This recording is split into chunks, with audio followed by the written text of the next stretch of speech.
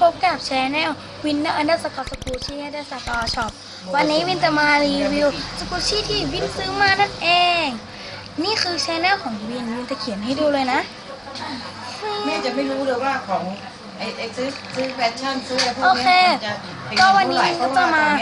รีวิวของที่วินซื้อมาจากเมื่อวันเสาร์นะแต่วินมันก็ไม่มีเวลาได้มาอัดก็เลยจะมาอัดวันนี้คือวันอังคารนั่นเอง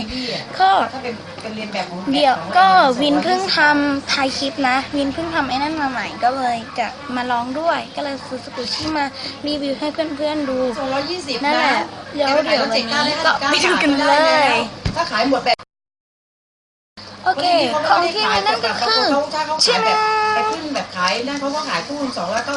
299แต่จะมีเสียงรบกวนนิดนึงนะเพราะว่าตอนนี้เขากำลังคุยเรื่องงานกันอยู่เนาะอย่างนี้นะให้แกไปขายค้าเอาอันนี้ก็คือ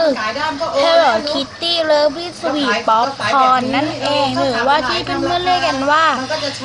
Popcorn Kitty หรือ Kitty Popcorn เดี๋ยวเรามาดูงานของมันกันก่อนเลยเนาะอะไรแกขาย179แกเอาตัวนี้นะไปคือไม่เห็นตอนซื้อมาตัวละ90 บาทมาหัวเฉลี่ยกับตัวนี้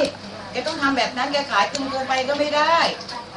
แกขายงานนี่แกเอาเร็วแท็กด้านหลังนี่จะมีของซาริโอของใช้แน่นอนเนาะบาเชนสีทองไปขาย199ลูกค้าก็วางของมันก็ไปช้า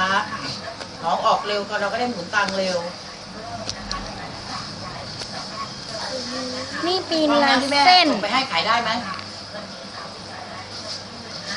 ปี2014นะนี่ของซาริโอนั่นเองไม่ต้องสั่งเดอะเบสนะฟองน้ำสั่งร้านเนี้ยเอาพอลโลอะไรนี้งานดีนะนุ๊กนะงานดีรองเท้าผู้หญิงอะสวยๆขายได้ไหมนี่